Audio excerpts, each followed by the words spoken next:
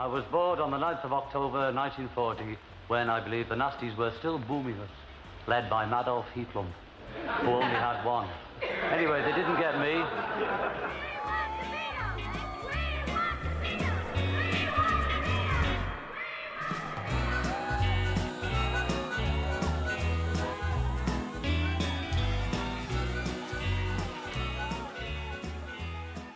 Liverpool was a pretty bleak place, bleak and lonely. The black buildings, you know, and soot and very melancholy in a way.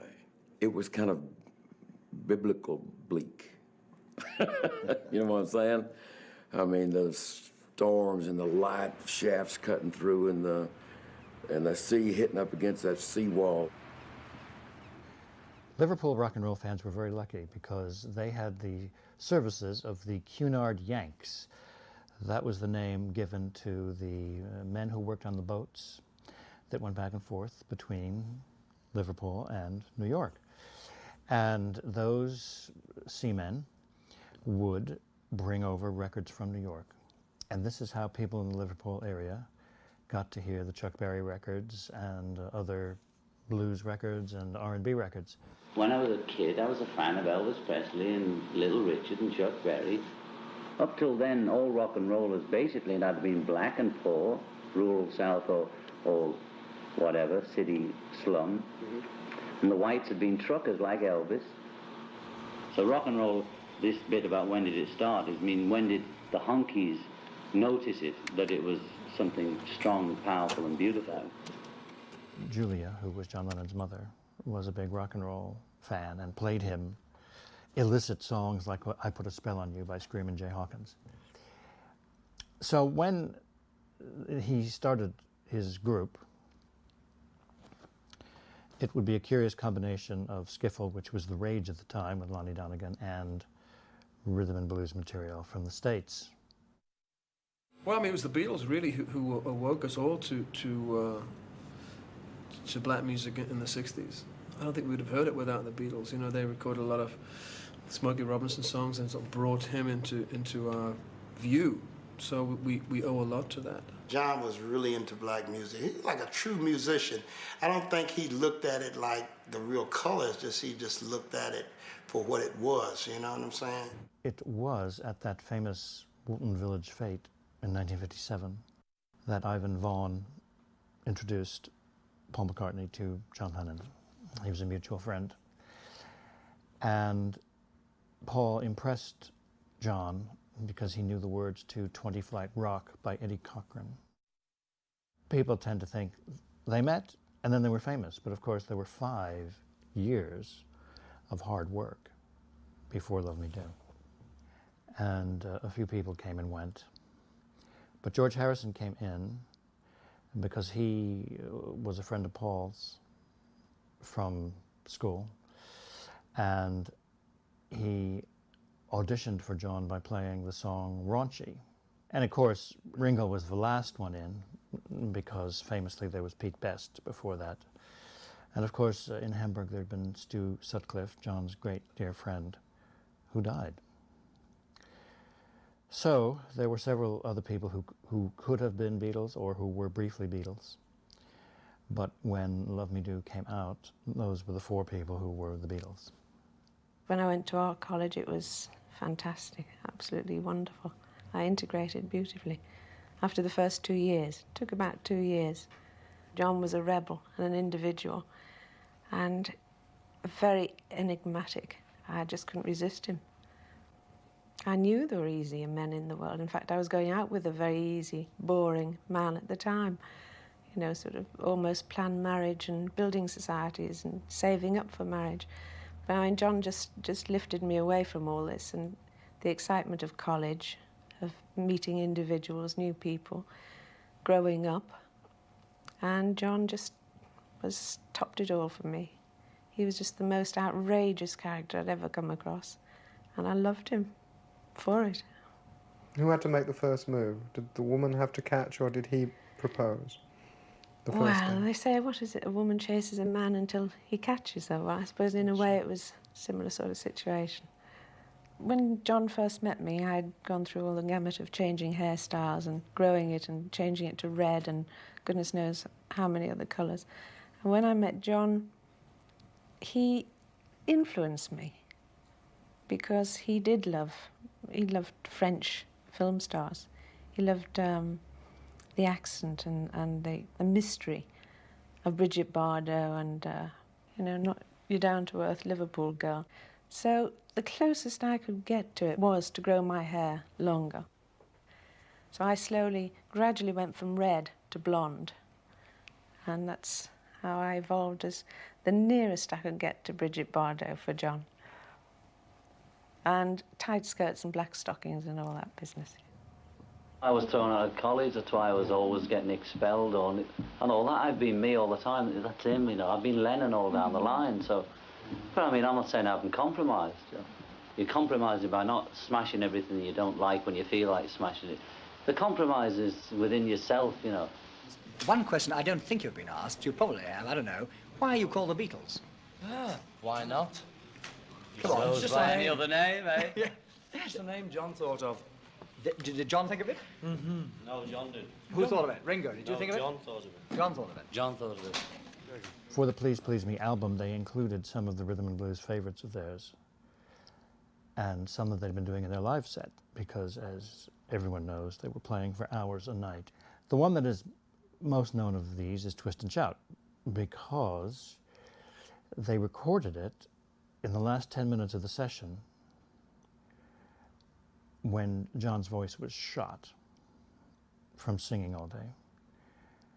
But he gave it all he could, and the result is this on-the-edge vocal,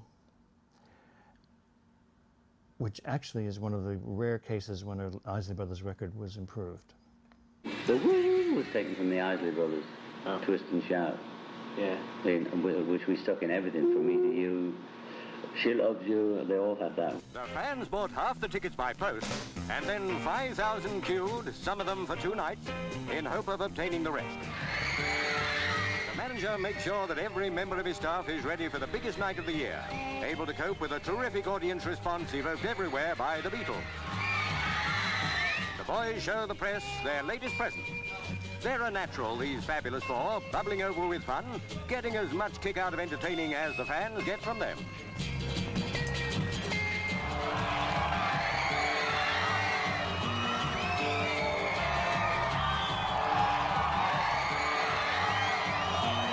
When they come to your town, well, you won't need any further invitation. You'll be there. What was it like when it all took off? I think the word somewhere is used, that you used the word joy about the best moments of it. That's a very strong word, joy. Was it that much fun? Oh, yes. Yes, looking back on films of the old days, the very early days, it was such a tremendous experience. The joy of that experience. I mean, very few people have gone through that experience before and appreciated it and been in the centre of it. It was frightening.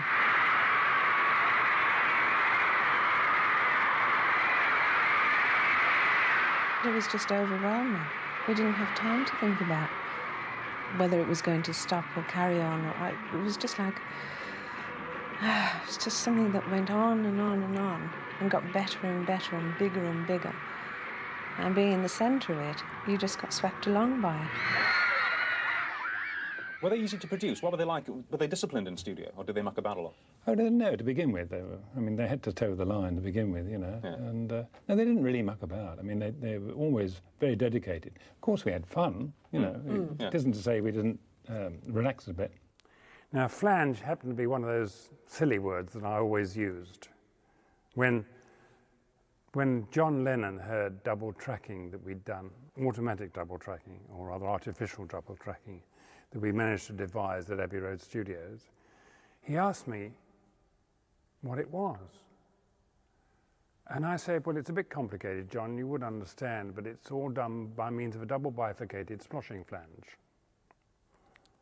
And this is sort of gobbledygook, He looked at me for a moment, and then he laughed. And after that, when we used to do this, he used to call it flanging. And it's still a term used today in recording. If you flange something, you know what you're doing with it. And flange just was one of those words.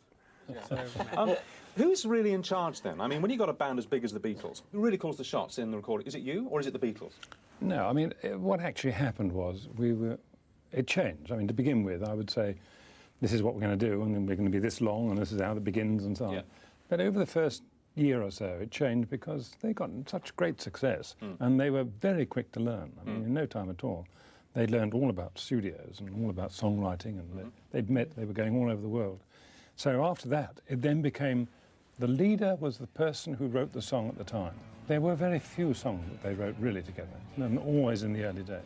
There's always competition between them, and that was the great thing about them. I mean, it was friendly competition. They were trying always to get a one-up on the other guy.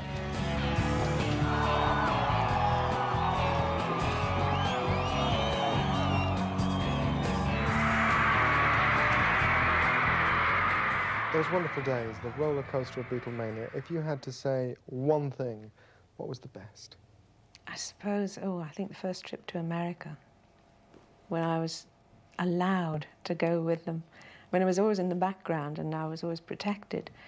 But to experience that, the sound, when we arrived in America, at the airport, we all thought they were screaming jets. You know, the noise as we got off the plane. There was tremendous screaming and shouting. And we thought it was another jet alongside us. And when we got out, this incredible noise of thousands and thousands of fans. It's just so hard to describe.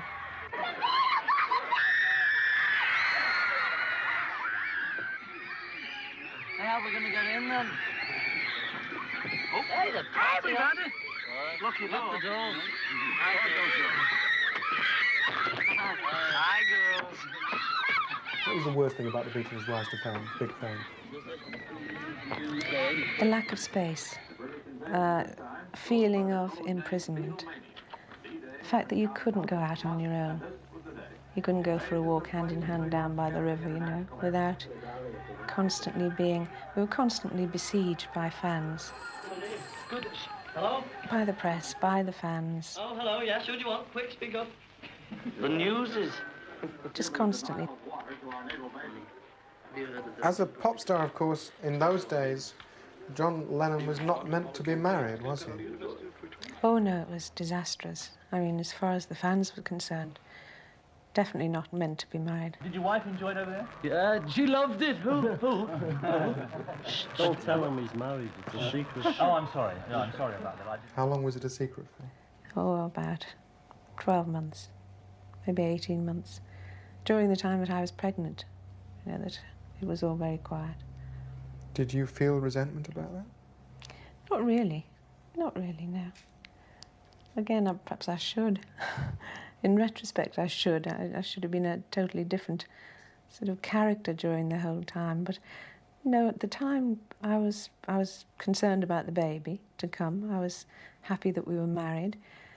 And I was quite happy to keep a low profile for the sake of the boys. That was what Brian thought would be the best. Then I was quite happy to go along with it.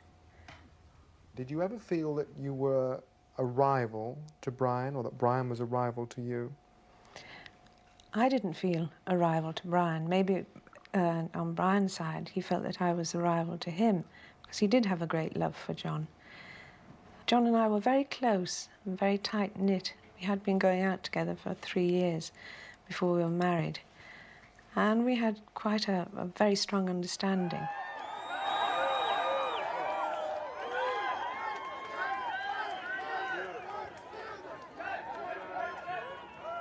You look forward to the day when Come and Go as a normal entertainer would, with a certain amount of fans there and so on, but nothing like the 7,000 that were there today. Was there 7,000 there? Oh, well, they'll be getting into 7,000. I didn't know it was that many. Oh,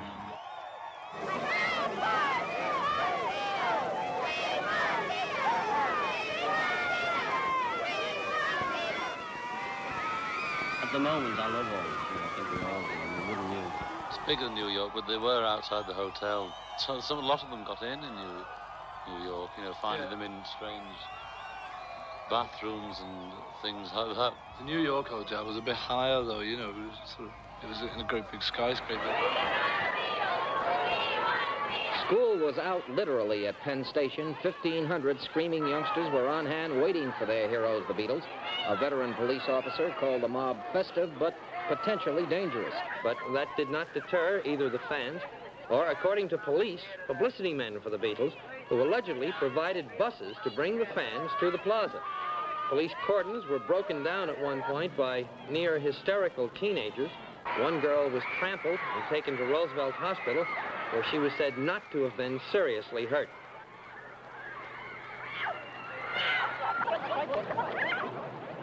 Another girl fainted in the mob scene. Her friends revived her. She refused medical attention and returned to the fray. Finally, police, using loudspeakers, told the teenagers the Beatles would go straight from Penn Station to Carnegie Hall. After we get them out.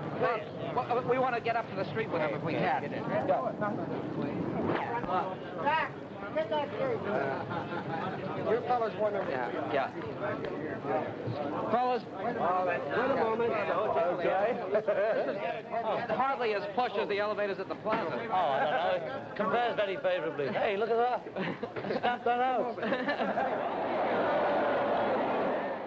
I think half of the crowd at least can hear what we're playing. I mean, I can't hear what the boys are playing, but I know what I'm playing. I think if they stopped and listened to us, we'd be finished. No, it's only a joke, you know, it's only a joke.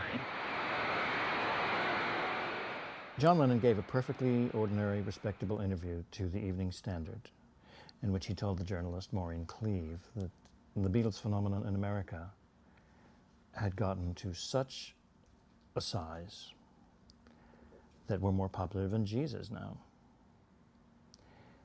This was not intended as a comment on religion, as a comment on Jesus. It was intended as a comment on the social phenomenon known as Beatlemania, and in particular on the young people of America. His point was that more young people were spending time listening to and thinking about the Beatles than they were about Jesus Christ. Tommy, why this violent reaction to what John Lennon said? Well, I wouldn't call exactly what I have done a violent reaction. However, the Beatles for a long time have been able to, because of their tremendous popularity throughout the world, especially with the younger set, have been able to say whatever they wanted to without any regard for judgment or maturity or the wisdom of it. And no one yet has challenged them to any tremendous degree where it might count or where they might feel it. Wasn't this a challenge like this, though? Wasn't this a serious article asking John Lennon how he felt about things? Wasn't he just being honest? I suppose. You never can tell about him. His answers are so flippant, and his attitude is so bizarre in many instances. You never know whether he's honest or not. And honesty is a relative matter to the seriousness of the moment or the mood of the person. It would be the same as if an American group such as myself or an American singing group sounded off on the Queen and really took her to task and said, who needs her? And she's on her way out, and the system of having a king and a queen is ridiculous, and it's shrinking and gonna fade. Birmingham people supported Tommy Charles' ban on Beatles records, and in the Bible Belt, some 40 other radio stations followed his lead.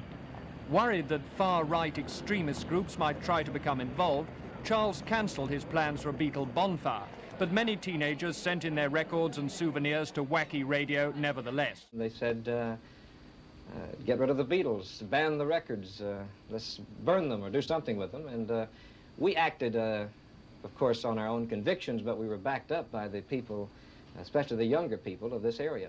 Are you ever going to play Beatles records again? Brian Epstein wanted to know when we were going to take the ban off, because it seemed that everybody was waiting for us to make the move, and they wanted to know what it would take. And I said, well, I don't have a price. It's not something that I'm waiting for the Beatles to do. I just don't know. I want them to make me change my mind about them. I want to see a, well, I want to see them grow up a little bit, I guess. If he's upset and he really means it, you know, I'm sorry. I'm sorry I said it, really, for the mess it's made.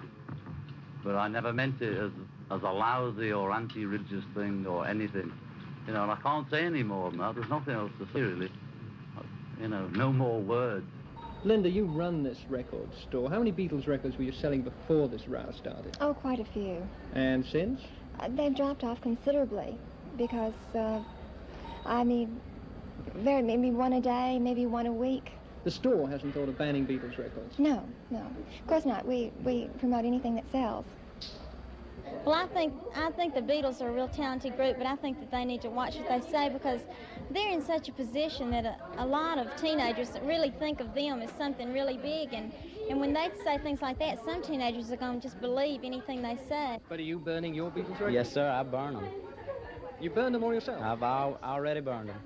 How did you do it? I mean, where? How? Well, our Sunday school at NYF, we had a program about the Beatles, and we had supper at NYF, and it was in our backyard. So after we'd finished cooking the hot dogs, I just put my records on there. What John Lennon said really didn't have any effect on me because, well, I think for myself, and there's certainly no comparison between Jesus Christ and John Lennon because I don't think that Christ came to be popular. As a matter of fact, he was one of the most unpopular people that have ever been alive. I think most people are Christians and believe in God, and I'm just not used to this sort of thing. You feel it's pretty shocking? I sure do. I don't think they were comparing themselves to Jesus. I think they were deploring the fact that teenagers, you know, like rock and roll better than Christianity. The disc jockey, Tommy Charles, who started this row off, has said that he won't play your records until you've grown up a little. How do you feel about that? Well, I don't mind if he never plays them again. You see, this is the thing, you know, everyone seems to think that when they hear us say things like this, that we're so childish, you know. I mean, you can't say things like that unless you're a silly little child. But and if he was grown up, he wouldn't have done the thing, because he only did it for a stunt anyway. Do you feel that Americans are out to get you, that this is all developing into something of a witch hunt? It doesn't matter about people not liking our records or not liking the way we look or what we say. You know, they're entitled to not like us, and we're entitled not to have anything to do with them if we don't want to, or not to regard them. You know, we've all got our rights, you know. In the 2 shows at the Coliseum, the Beatles hoped for an audience of 26,000. But as the fans began to arrive, it was clear that the first house was not sold out. Only days before, religious groups in the city had decided to hold a revivalist rally on the same date to demonstrate that here Christianity was no spent force. Outside the Coliseum, this small band of small demonstrators was the only sign of protest visible.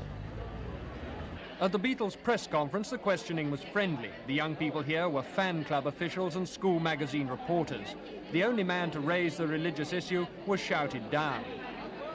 All the same, the Beatles had been worried about their Memphis date. Here, if anywhere on the tour, the group would need protection from religious zealots.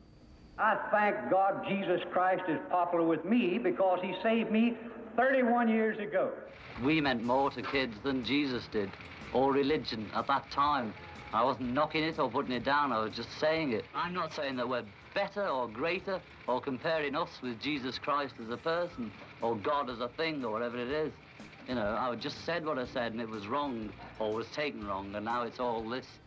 John is deeply concerned and regrets that people with certain religious beliefs should have been offended in any way whatsoever.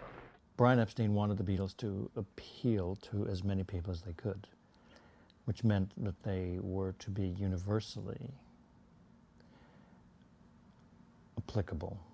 They weren't going to divide their audience by taking stands on every issue in that incredibly explosive decade. One of you, I believe it was George, am I right, said that you couldn't comment on Vietnam in this country, but you could in England. Could you elaborate on that a little bit? I didn't say that. Maybe one of us said that, but I didn't. It was me. Well, I mean, you know about that anyway, you know. I mean, we could say a thing about, like John's religious thing in England, and it wouldn't be taken up and misinterpreted quite as much as it tends to get here a bit. You know, I mean, you know it does. But it was. To say it again and again. Whip it up, was it? The thing is, I think, you know, you can say things like that in England, and people will listen a bit more than they do in America, because in America somebody will take it up and use it completely against you, and not have many scruples about doing that. And I don't know. You know, I'm probably putting my foot in it saying that, but You'll be explaining for the next yeah, time. I know. oh well, it's just wonderful here. Paul commented that they were told they shouldn't talk about the Vietnam War.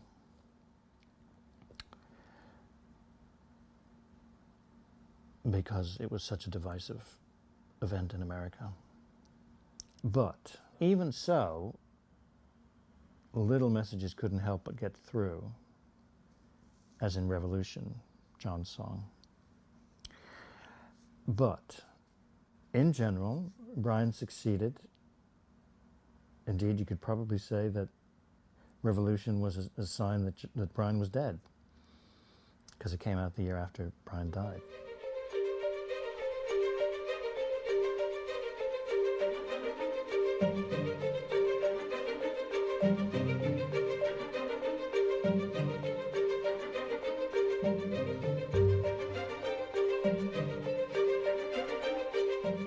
The whole business of losing Brian at a very crucial time, I think that really upset everybody and threw everybody in different directions.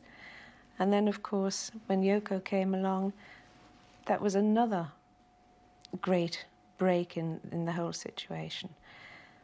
But I couldn't alter the course of fate. I couldn't have altered the course of John's fate. It was a hard battle to fight because at that time John was taking a lot of drugs. So I wasn't talking to a rational person during that period. Then along comes Yoko and offers him a whole new subject area, because her subject area is not popular music. And he's fascinated by the idea of performance art and conceptual art, and she takes him to places where he never would have otherwise gone. In art, usually artists give something that's an object, made object, and say, this is art, you know. But instead of that, art exists in people's art. And so we don't believe in just making something and completing it and giving it to people, but we like people to participate, and sort of all the pieces are unfinished. Yeah. And they have to be finished by people. Now what have we got here? You were pointing at this as you were explaining that, Yoko. Yes. Tell us about this. It's what, a broken cup? Well, right? It's just an example, but this is supposed to be a sculpture, and it's a broken cup, and an unfinished sculpture that would be just made by people, just gradually rebuilding it into a cup. Well, and is the sculpture then the broken cup, or the way people rebuild it with the thing glue? is, there's no such thing as sculpture or art, and it's just a bit of, it's just words, you know. And like she's saying, everything is art, and we're all art. Art is just a tag, like a journalist tag, you know, but artists believe it. And that sculpture is anything, you know, you care to name it. This is sculpture, us sitting here. This is a happening. Yeah. We are here. I don't think this is art. Yeah, but I mean, so I mean, if you gave that to a child, he wouldn't have any preconceived ideas, so you wouldn't have to say this is sculpture or this is a broken cup. You'd say there's that. There's glue. What do you do? You stick it together. In reply to your question, I think you can say that this is just a process of art, or process of things. You know, everything's just a process. I always had this dream of meeting an artist woman, you know, that I would fall in love with and all that, even from art school, you know. And then we met and we were talking and that, and then, I don't know how it happened, you just realised that she knew everything I knew and more, probably, and that it was coming out of a woman's head, you know. It just sort of bowled me over, you know. I was feeling very good being in London and doing all my work kind of thing. I was surprised that there was an incredible kind of poetic society in England, and was totally impressed and also felt part of it. Almost there was a kind of empathy. But I think John was the first one I met that was kind of sexy. I thought, wow, it was very sexy. She came over for a date, as it were, and I had a kind of little studio, which was really just a lot of tape recorders. And we made two virgins, and I was showing her all my different tape recordings and all that, and I thought, this is great. And I was going on the tapes, and she was going, ow, ow. And we made a tape all night, and in the morning we made love as the sun came up. John was the one who had the reputation as being the thinking Beatle. So, no surprise there, then when he goes to this art gallery and climbs up and looks at this word on the ceiling, which is yes. She was having a show at this gallery, and I knew the fellow that ran it, so it wasn't... It's a bit embarrassing being a Beatle anyway, going into a shop, never mind going into a gallery, because they either all leap on you thinking, you know, here's another mug, you know, like a Texan, he'll buy anything. And I had a bit of a hang-up about art too, having been to art school, and disliked the sort of attitude of the so-called artist, you know. So anyway, I finally got to this show, and she had all these things on, like all these like hammer nail things, and that clock there, you listen to it to a stethoscope, all the things. And at first I reacted like a mug, you know, like the ones that were saying they don't get a badge, you know. I was thinking, haha, don't fool me with all this junk, you know. So then there was this ladder and a thing on the ceiling. So I climbed the ladder, and on the ceiling it said, yes. You see, so I thought, oh, I agreed then. It's okay, you know. I mean, it's like those jokes, while you're looking at here, you're dribbling down your trousers, nothing. I mean, it's all sort of connected. I mean, people get a buzz out of that in the toilet, but if you put it on in a room, it upsets them a bit, because they've got preconceived ideas about where those messages should be. But it said yes. And if it had said no, well, I would have carried on with my preconceived ideas about art and artists, you know, that they're all sort of, yeah, sure. But it said yes, and that was enough, you know. And then she came up and said, she didn't know who I was, and was saying, do you like to hammer a nail in? It's 5 shillings. So I said, You didn't want to pay. I didn't have any money either, so I said, I'll hammer an imaginary nail in and give you an imaginary 5 shillings. And she agreed with that. She accepted that on the same basis as we accept her work, you know. I'd accepted her work, and that was how we met, actually. I did not find attractive in his art per se. I think the initial attraction was that he was a very attractive man. He was extremely attractive. But the point is, it's her film, I'll explain what I think about it. The point is that it's a portrait, you know, and if Renoir or any of those people had made a portrait of just somebody's face that never moves and just hangs on the wall, you accept it, because people are used to that. But this is a portrait on film. Well, also, okay, let me say that bit. You get that in. So there's 3 minutes of film that was taken and spaced out to last an hour, very slow motion. So in an hour, in 3 minutes, a lot happens to somebody's face, anybody's face.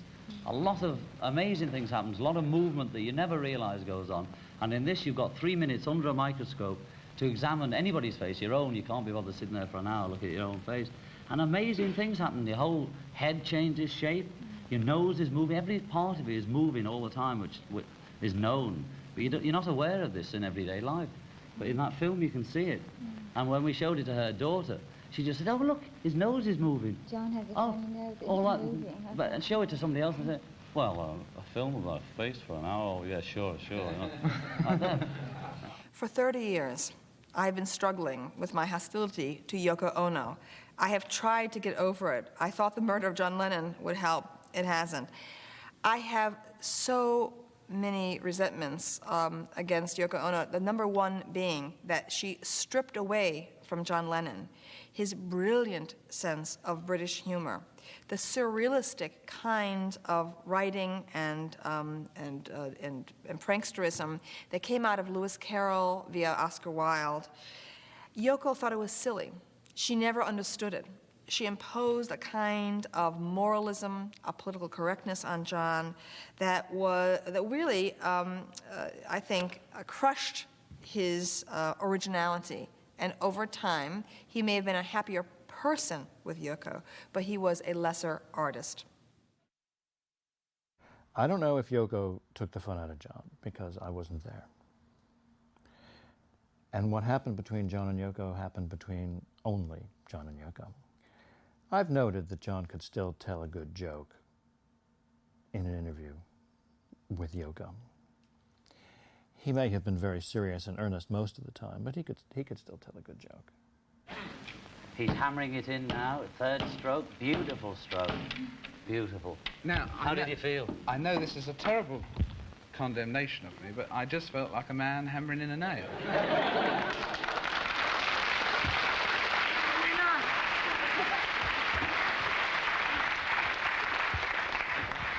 I felt like one hammering it in on TV. That's more accurate, yes. Yes. Well caught, well caught. But But I mean, just put the hat out for a collection. Right. For artists. On the way out. I'm having a bit of a tax problem. I think he was ready for something new. He was dying to sort of find that opportunity to spring out of that scene that he was stuck in and just kind of do something. And he was waiting for somebody to come and rescue him. I mean, he actually said that. So when I came into the picture, it was like, no nonsense, let's just do it, you know. I could have fought, I could have battled before the divorce from John. But I knew that that wouldn't do any good, because people have their own lives to lead, their own fate. I'm a great fatalist, and John had his life to travel on, and I had my life to travel on. And we met for a short time, it was 10 years. But during that 10 years, they were wonderful years. Now, if I'd tried, or I'd been aggressive about the whole business, it wouldn't have altered a thing. It would have caused bad feeling. And I'm quite happy as I am now. You know, I have really no regrets about it. It says you got 100,000 divorce settlement. Most people go, that's not much. I'd like to buy a house out of that as well. It doesn't seem a lot. Did it seem a lot to you at the time? Yes, I kept visualising a football stadium with 100,000 people in and imagining each one as a pound note. And I thought, that's a hell of a lot of money. Of course, I wasn't aware of the amount of money that was... I mean, £100,000 was a lot of money to me. And in a way, John's comment about what it's like winning the pools, Sin, was quite true, because only a few years ago, say 5 or 6 years ago, you would win the pools at £75,000, and for a lot of people it would set them up for life. But under the circumstances, it was a bit rough, really. It's clear how you must have felt about Yoko then. Can I ask you how you feel about Yoko Ono today? It's a very difficult question again. She's not my cup of tea as a person. And I can only say that. I can only leave it at that. I don't want to get into any deep discussions about Yoko, but... Have you met? Yes, we met years ago. But not since they left for America. I haven't seen Yoko. It is said that the breakup, which was obviously so difficult for you, was also terribly difficult for Julian. All that attention at the centre of the world, as it were, to the age of 7, and then suddenly for him too, the divorce. It was a traumatic change for Julian. I had terrible problems with Julian for about 3 years following the divorce and the breakup. He went through tremendously difficult emotional problems. How do you feel about those days? Now, looking at these old pictures. I don't know, I can't really remember that much about it. I remember that sort of wheelchair thing, nicking that out the room and bombing down the hills on that like a go-kart, but that's about it. How did you feel about your dad during those days? I don't know, his dad, nothing more, nothing less. As you grew older? I know it's difficult to hear. Well, I mean, it was Dad at first, then it became Beetle, and then Dad again. It was one of those strange situations. God, the old roller. That's great. That was one of the wheels of John Lennon's Rolls. It's a gas. If you're over 80, that means it's Fan. £6,000 worth of 1965 Phantom, inside almost as marvellous as out. Well, perhaps not quite. Now that the supercar has been dolled up in a grand manner, not even a Beetle could wish for more. From front bumper to back, it's been beautifully adorned after the manner of Romany art. The decoration cost £1,000, and as it's John Lennon's car, nobody can imagine what it may fetch if auctioned in years to come. Oh, well, that was interesting. The time. You went off to Scotland then? Oh, gosh, that was an interesting That was when thing, I went to wasn't it? Ascot for the weekend, and Dad didn't tell you we were going off to Scotland, wasn't it? And then we had a quick car crash up there. But I remember you telling me something very strange about that accident. But I was the only one that wasn't hurt in the crash. Everybody had a facial scar. You know, Dad had one along the bottom, Yoko had one at the top, and Yoko's daughter, had a gash all across here, and I didn't have a cut on me at all. And they were all knocked out, and I mean, what did I say to you? What was it? I remember it very clearly. You said that the reason, Mum, that nothing happened to me was that Grandad lifted me off the back seat just as the car was about to crash.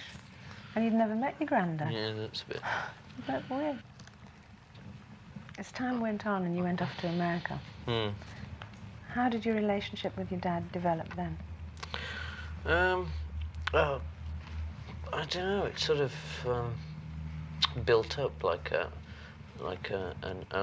was more like a wise uncle, you know, sort of relationship, how it started off. Because I was sitting there listening to what he was saying, you know, not saying anything. And then then we start getting into a proper father and son talk, and, you know. What are your feelings about Yoko? Well, I respect her a lot for, in ways, I suppose, because she's been with Dad for such a long time, and you know. You know, she's okay once in a while. When we meet, whenever we get a chance to meet, we have a nice chat. That's about it, really, you know. What John found in her was a kind of stripping away of the extraneous. The first album that he did, where he just eliminated everything from the music, and it's nothing but himself singing with his piano with a slight reverberation. The songs of renunciation, there's nothing but Yoko and me, that's reality, and so on. That is a wonderful work of art. I think that all major artists need to go through periods where they strip everything away and get back to essentials. Of course, Yoko influenced John. It's there on the records. He did a song about her while in the Beatles, The Ballad of John and Yoko. He made records with her while he was still in the Beatles. He made 2 albums with her after the Beatles, Sometime in New York City and Double Fantasy. He made songs about her, including the wonderful Oh Yoko on the Imagine album, Woman on the Double Fantasy album. There's no doubt about it. She became a part of him, and she was more important to him than the Beatles. We try and explain ourselves in what we do, like, and I do it mainly through music, and she does it through her art, like that. And it's hard to put words to it. No, we're not trying to explain. Yeah, but the thing, we're just trying to communicate. Communicate. You know? And communication itself is art, and art is communication. We shot the cover ourselves privately and put out 2 versions. And it was a kind of statement as well, of an awakening for me too, you know. This is me naked with the woman I love.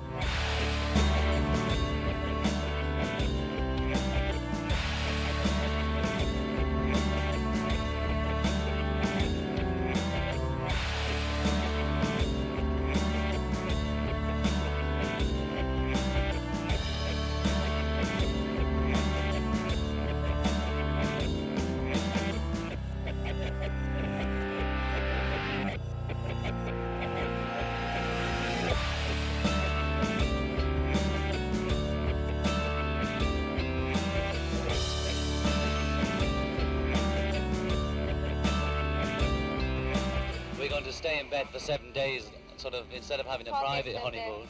It's a private protest. For the violence that's going in the world, you see. To say, we feel that instead of making war, it's better to just stay in bed. Let's stay in bed for the spring. And grow your hair. Yes. For peace. Let it grow till peace comes, you know. You're against revolutionary violence too. I like your song. I'm against violence, you know. Period. Whether it's violence begets violence, as far as I'm concerned. It's been proved by what's going on in the States and the protest marches in Grosvenor Square in London. The only result of that was a lot of smashed heads and front-page headlines about violence. And it wasn't the press's fault, nor the cops' fault, nor the minority left-wing students' fault, or whatever they're called, you know. It was just because the whole form they take doesn't work, you know. It doesn't work, because that's what happens when you do that. And we're saying this is one other way of doing it. While you're in bed and you're giving your press conferences in pillowcases and all that, are you laughing at us? No, no. It's no more than you're laughing at us, you know. I mean, we have a laugh. We think it's funny that the front page news should be the fact that 2 people went to bed on their honeymoon. We see the funny side of it. And that in Vienna, which is a pretty square place, there's all these beautiful photographs of microphones being held to a bag, you know, to wait for the bag to speak. It's rather nice, you know. That's But the we're first time. serious about the peace bit, you know. And when as we said here in Amsterdam, the laughs, if we make people laugh, that's enough. Could you come out? No. Why not? Because this is a bag event. Total communication. Don't you think it's a little bit out of fashion what you do? Do you think it's a fashion to stay in a bag? What is it? It's total communication. The start of the breakup of the Beatles would be the start of the attitude of John Lennon towards his own life. And having devoted all his intellectual attention to the Beatles, to take back some of that energy and to spread it first to writing his books, then being in the movie with Dick Lester, How I Won the War. And that precedes Yoko's influence. You can see that John was an artistic soul who had a lot of different things to try out. I don't know what I actually do with the thoughts, but they come out either on film or on paper or on tape. I've just got lots of tape, which I suppose if I put onto paper, it'd be a book. But it's just a matter of, do I want to make those tapes into paper or make the tapes into records? Does it feel the same to you when you're writing something on paper and when you're writing a song lyric? It does now. In the old days, I used to think that songwriting was this, you know, and I love you and you love me, and my writing was something else, you know, even if I didn't think of it quite like that. But then I just realised through Dylan and other people, Bob Dylan, not Thomas, that it is the same thing, you know. That's what I didn't realise, being so naive, and that you know, you don't write pop songs and then you do that and then you do that. That everything you do is the same thing, so do it the same way. Was the most original of the Beatles. He was the most, he was an unusual person. But he wasn't really the leader, because he didn't, he was too individual to be a leader. He was the strongest, most dominant person in the early days, because he was absolutely so iconoclastic and outrageous and did amazing things, and he was tough and he was cynical. With Tomorrow Never Knows, as with so many musical miracles of the Beatles, it was an anticipation of the future. It's hard to believe it was the first track recorded in Revolver, because it sounds like the last, and it's placed last, so that you have this wonderful musical program which then ends with what sounds like a trailer for next year. It's as if they were saying at the end of 1966, it's as if they were saying at the end of 1966, coming next year, psychedelia. Because Tomorrow Never Knows is probably the most trippy song of all time. The message is very simple. It's 6 words. Turn on, tune in, drop out.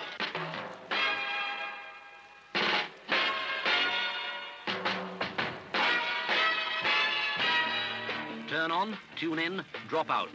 For this crowd of hip young Americans, these 6 words are shorthand for an electrifying experience most of them know well, an experience called the trip.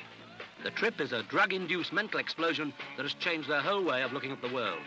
But for many other Americans, the 6 words stand for something else: controversy, crime, and terror. Turning on, tuning in, and dropping out is what happens to you when you take a dose of the strange new drug called LSD.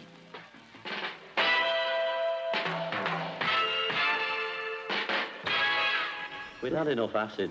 It had done all it could do for us. You know, there was no going any further. It only does so much. What does it do? Well, what it did, what it does mainly is that is more of finding out about yourself, you know, and your ego and that kind of scene. So it's more psychological than anything else. Whereas this is not psychological? I mean, it seems Well, it will be in the end, but I mean, if you have acid, it is just, you know, all about yourself. And, am I, and did I, what? You know, it's all that. But this is just sort of a bit gentler.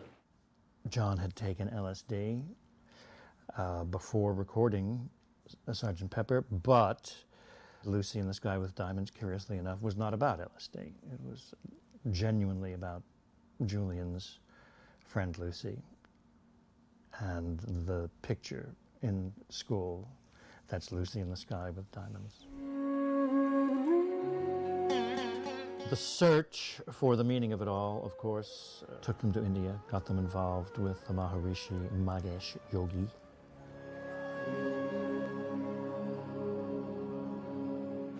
The happiest time of my life was in India in some kind of pit, you know.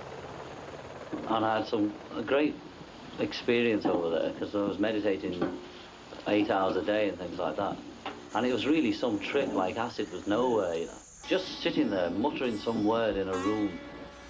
And it's the biggest trip I've ever had in my life, you know.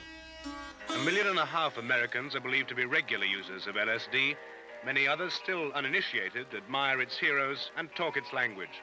They go on pretend trips like this with trick spectacles from shops that cater to the hip trade. LSD stands for dextrolysergic acid diethylamide, a chemical derived from a fungus that grows on rye.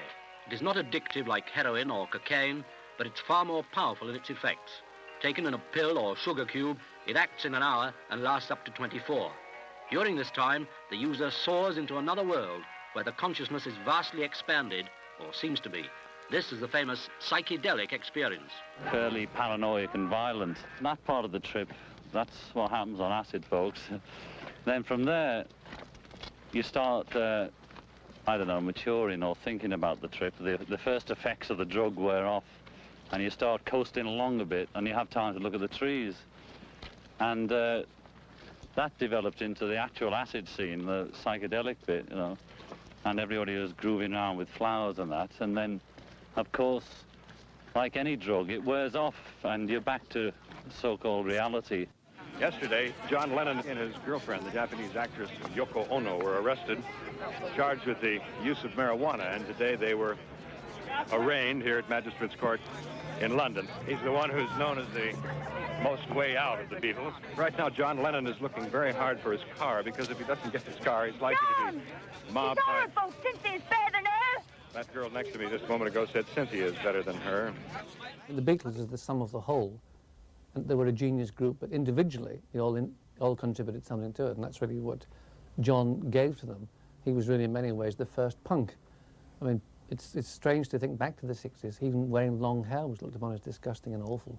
He's often said to have been very aggressive. Is this true? I would say honest, really. He wasn't really aggressive, because aggressive indicates you're trying to get something out of people or trying to force things upon people, which he never was. I mean, he was awful to fans and shouting and screaming at them, and would refuse to sign autographs. He didn't feel like it. Whereas Paul was always the charming one, the PR one.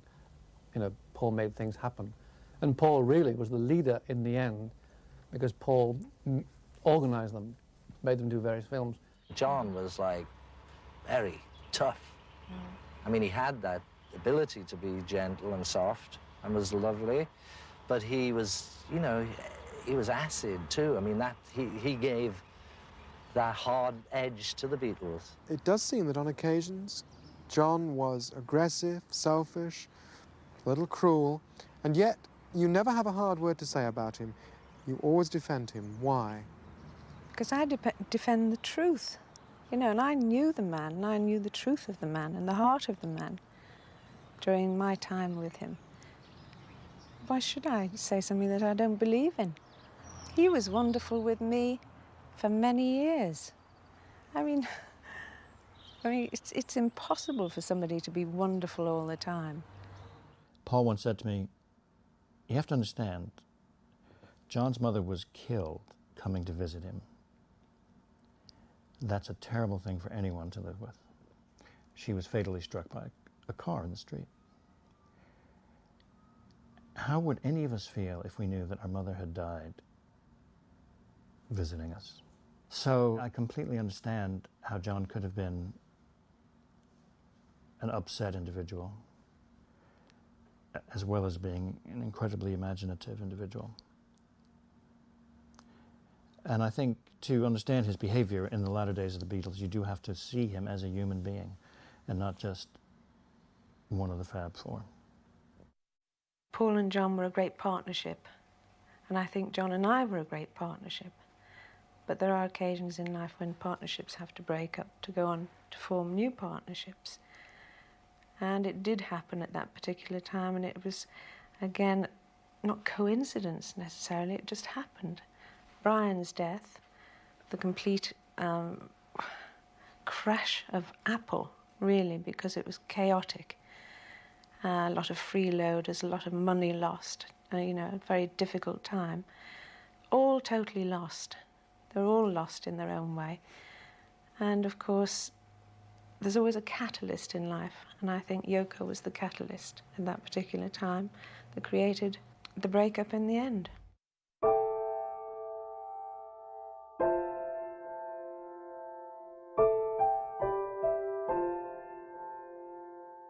Whereas the White Album, 1968, had everybody contributing a lot of different material.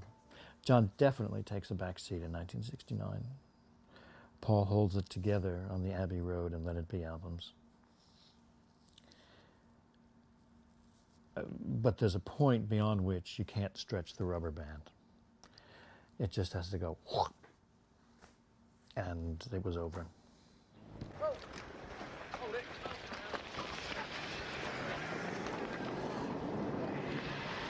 Now, does this mean a business or emotional split within the Beatles? I should think a bit of both. But I think it's more of a break. He answers himself that he doesn't know whether it's temporary or permanent. That's the truth. I think none of us know that. But could his financial interest in Apple and the organisations will stay? Yes. Contractually they have to, and I think emotionally they'd all want it to. They've never argued about money. What are the personal differences that he refers to in this interview? I don't know. It's probably to do with growing up and to do with... There was a time when there were just four of them, but now they're married and there are children and... How about the business differences? Because Alan Klein's name is mentioned, and Alan Klein is definitely disowned in this question and answer. By Why? Paul. By Paul. Because he doesn't like Alan Klein. What do you feel about the fact that Paul apparently is definitely dissociating himself from you? It appears that he's antipathetic to you. Well, it's never pleasant when someone appears not to like you. I think his reasons are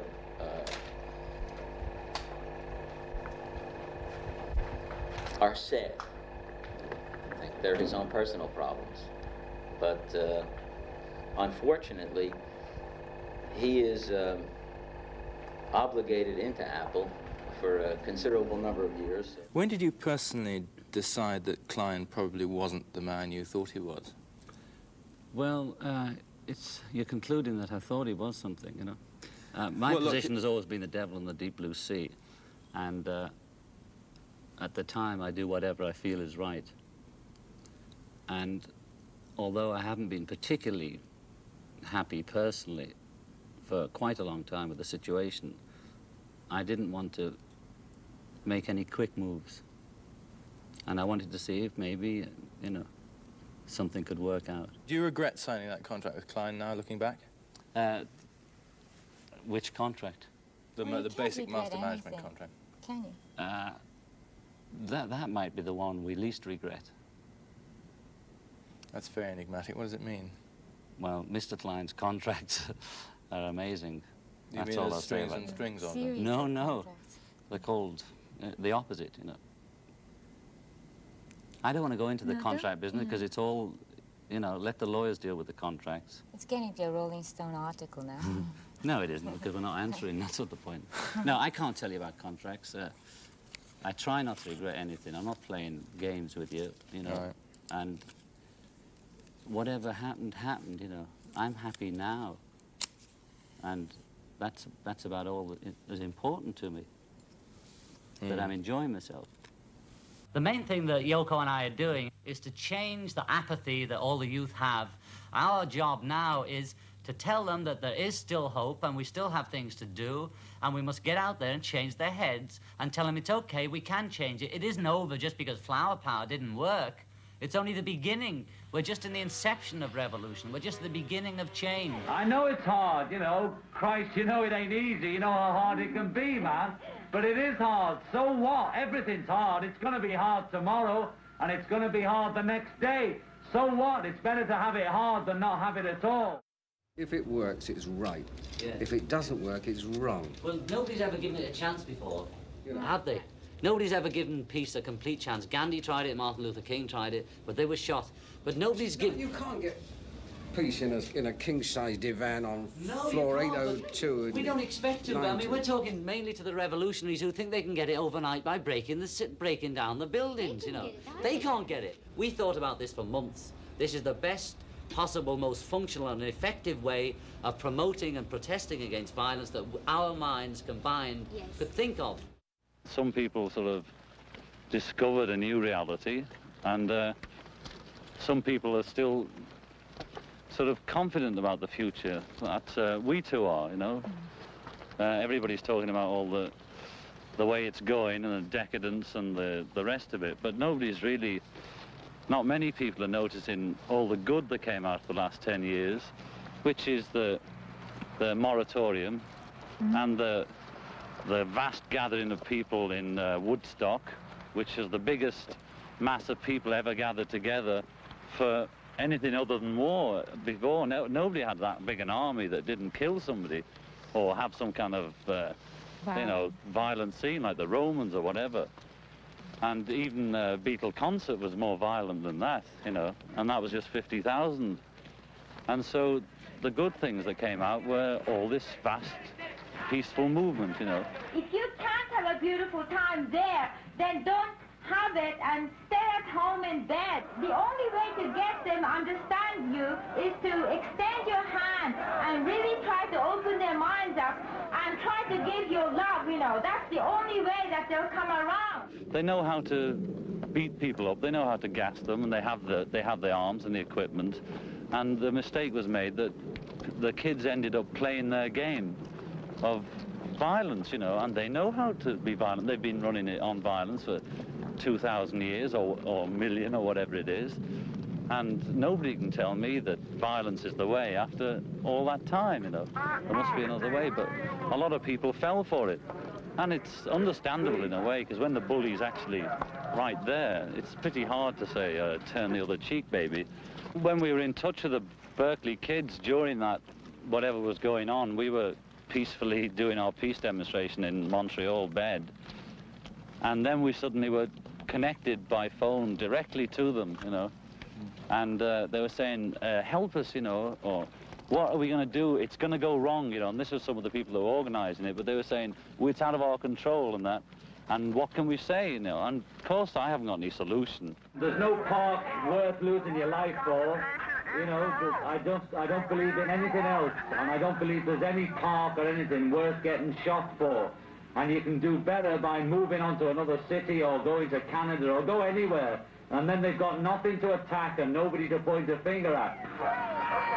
Well, right now, the situation we have here, what I'd like to know is, John and Yoko, what would you do right now? You have 20,000 people or so outside, sitting there. You tell them that they can just leave, or should they like have a festival, or what? A festival is more like it, man. You know, sing Hare Krishna or something, but don't move about if it aggravates the pig. And don't worry if it works or not. Everything works if you believe in it. And don't get hassled by the cops and don't play their game. My position on violence is I don't believe in it. I think we all have violent tendencies. I think it can be channeled. I think violence begets violence, as proved by the various marches and things that always end up with cops and people getting beaten up, or cops beating up people, or whatever it is.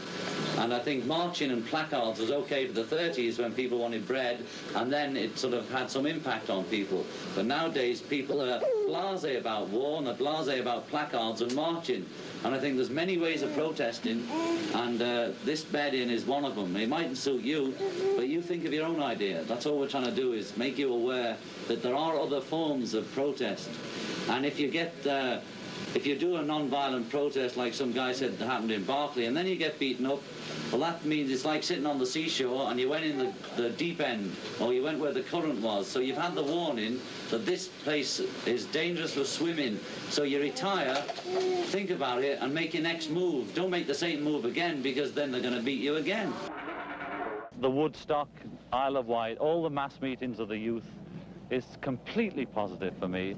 And the fact that now we're all getting to know, we're always showing our flags, you know. And when you show your flag, you're not alone, you know. It's like we no need to be a few Christian martyrs, because there's lots of us. And don't be afraid, because they do look after you, whoever's up there, you know, if you get on with it. And I'm completely positive. And when I'm negative, I've got Yoko, who is just as strong as me, and it helps, you know. And this is only the beginning. This 60s bit was just a sniff. The 60s was just waking up in the morning, you know. And we haven't even got to dinner time yet. And I can't wait, you know. I just can't wait. I'm so glad to be around. And it's just going to be great, and there's going to be more and more of us. And whatever you're thinking there, Mrs. Grundy of South Birmingham on toast, you know, you don't stand a chance. A, you're not going to be there when we're running it.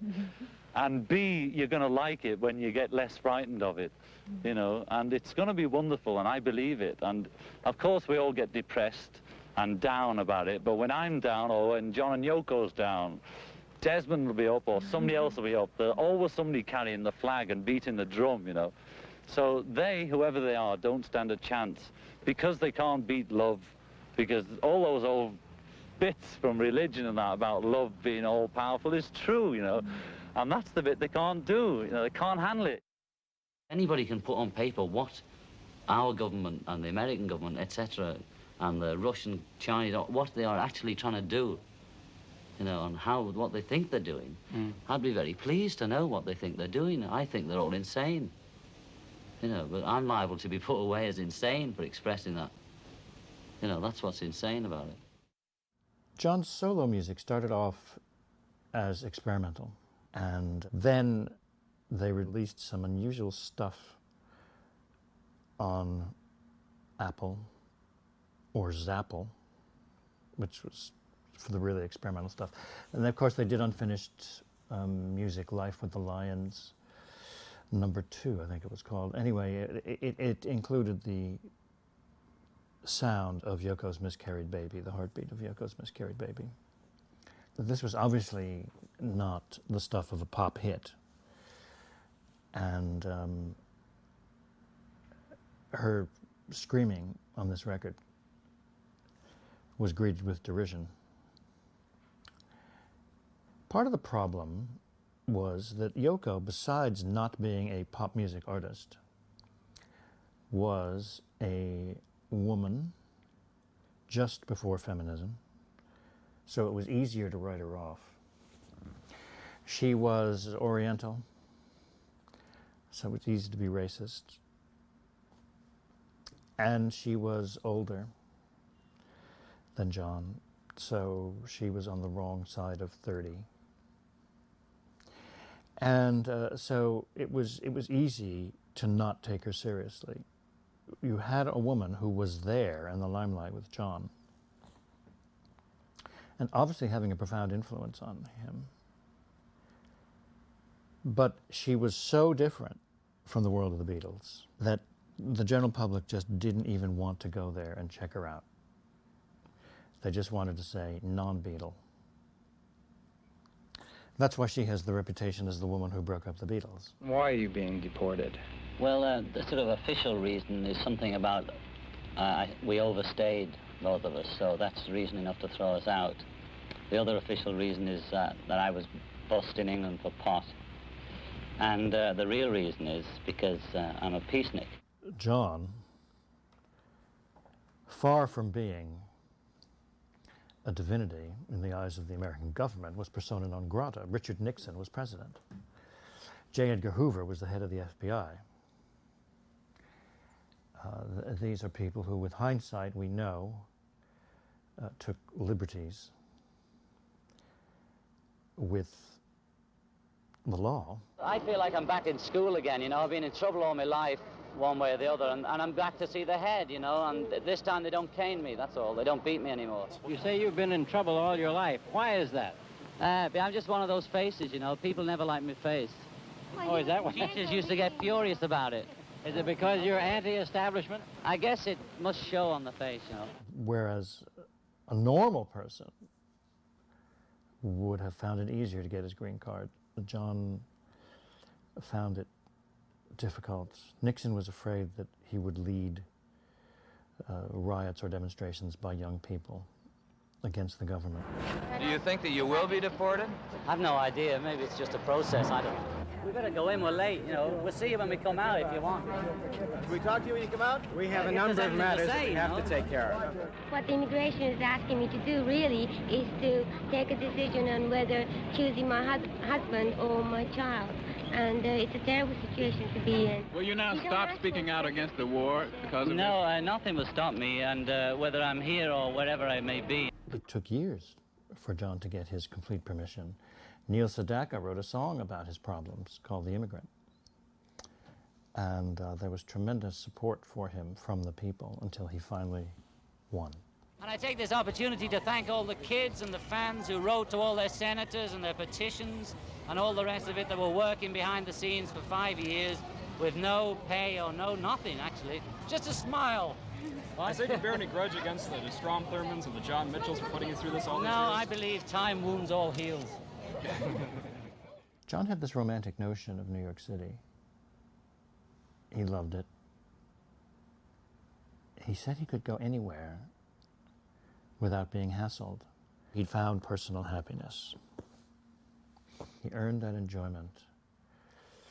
So in a way, we should be glad that he took out the 5 years to be a house husband, because those were the 5 years that were the equivalent of anyone else's retirement. He'd got his chance to be a private citizen. But no person who has made a great contribution to the human race deserves to be deprived of his full lifespan.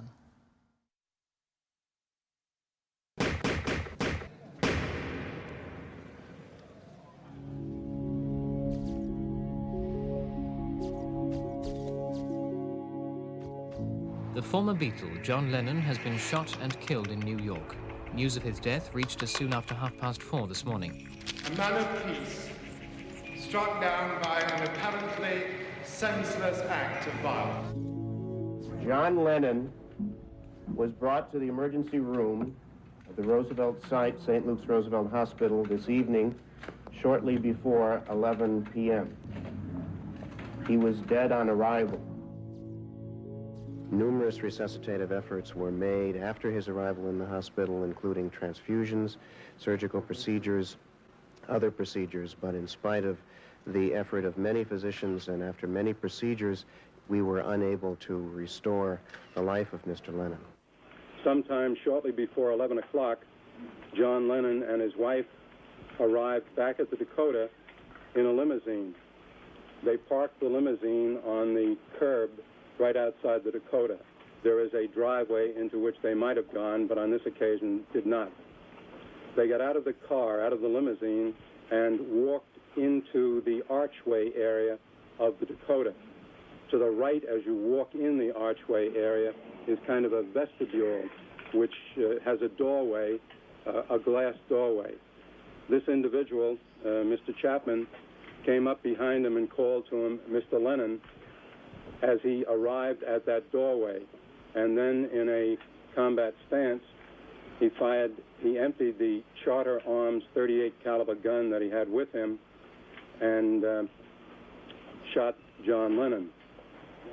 5 gunshot wounds are not a rare event on the streets of New York, and yet just such an attack in the early hours of this morning has left millions of people in the world feeling personally touched by tragedy. Comparisons made today with the assassination of John Kennedy are not entirely fatuous. In just such a way as that day in 1963, so millions will remember exactly what they were doing, where they were, who they were with, that moment when they heard that John Lennon was dead. I saw John and Yoko get out of the limousine. They walked into the gate, and Oh, God, let me just... And then I heard four or five shots. They were ear-shattering. They were ear-shattering. I heard Yoko, and I heard a woman screaming. It was Yoko. She was screaming, help me. He's not dead. They're just saying that. Well, the doctor just announced it? Yes, but I don't care. They're just saying that to get people to leave. He's not dead. John Lennon can't be dead.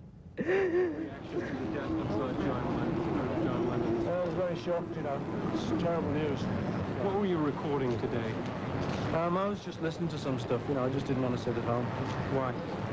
Well, I didn't feel like it. I heard about it early in the morning. I had a phone call from New York at about 6 o'clock. I was woken up by it, saying, what do you think about John's death? I mean, it's not a nice way to wake up. And, of course, it was pretty shattering, and I rang Paul straight away and said, look, I guess you don't want to come in, do you? He said, oh, I can't stay here. Would you mind if we go into the studio? So we met in the studio, and we didn't do any work. We just talked. And that was the best way of dealing with it. A creep killed John Lennon. An attention-seeking creep who had previously considered killing Johnny Carson, the host of The Tonight Show. I'm not naming this person, even though we all know this person's name, because these insects do not deserve to be mentioned in the same breath as their victims. We have to understand what a giant was taken from us by such a midget. Total devastation. I've never experienced anything like it in my life before. It's very, very hard. It was a terrible experience for myself, for Julian, for everyone who was close to John, for all his fans. It was an experience I'll never get over because I relive it constantly, even though I wasn't there at the time, because the person that I loved for so many years, you know, went through such a horrendous death. I sense that you never really stopped loving John, did you? No.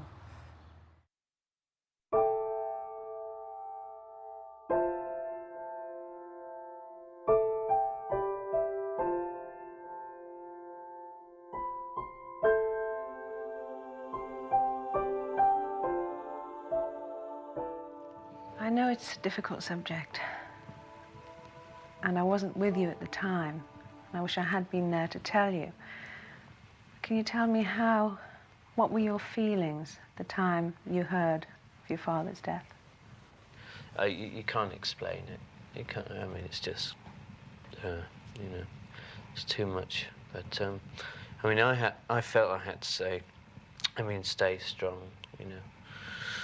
Because, I mean, you'd known him more than I had, and longer. And, had to keep you going through it, you know. But you don't feel any bitterness or hate about it, do you? What, on the the guy who did it? Yes, the whole act of well, obviously murder. there was a bit of anger crushed up inside, you know, but there's nothing I could do about it. It was, I mean, obviously such a shock because assassination is something which, you know, up until that time hadn't really got down to that level. I mean, it was always presidents and leaders like that. And I wouldn't think, you know, somebody who's a pop star was important enough to kill. You know, it's a terrible thing. I don't think anybody is important enough to kill.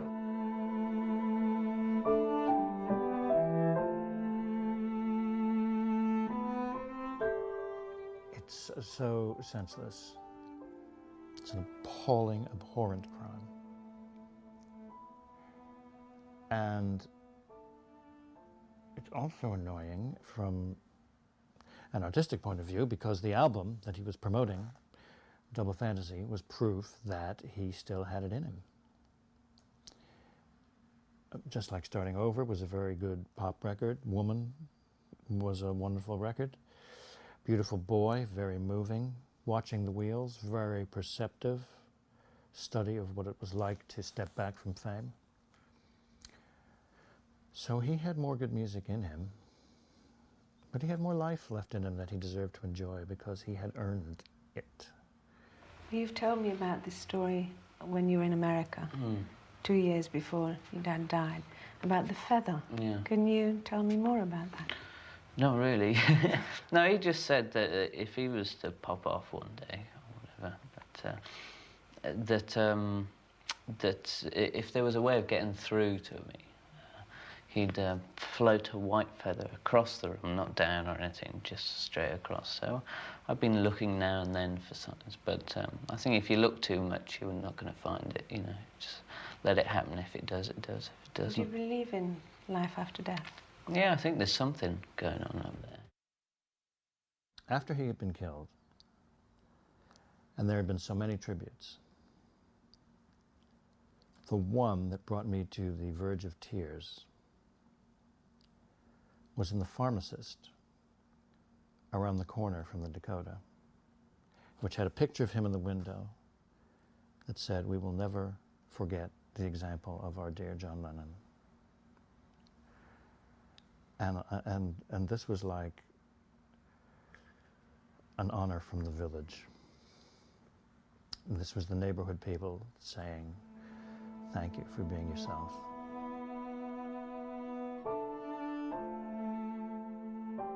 He's still alive, very much alive in people's memories. And his words and music are still growing in people and bringing wisdom to the world. And I'm just, if anything, I'm getting the benefit of it, in a sense that I might be overshadowed. Some people might think that I'm overshadowed, but I'm in the shade of this beautiful tree, and the tree's protecting me. We've got the gift of love, you know, but love is like a precious plant, you know. You can't just accept it and leave it in the cupboard or just think it's going to get on with itself, or like a pet, you know. That's Desmond. And you've got to keep watering it, you know. You've got to really look after it. And love, you have to water and be careful of it and keep the flies off and see that it's all right and nurture it, you know. And to get a relationship between two people is the start. And then if we two can make it, maybe we can make it with you, you know. And from maybe us four, you and yours can make it with the next four.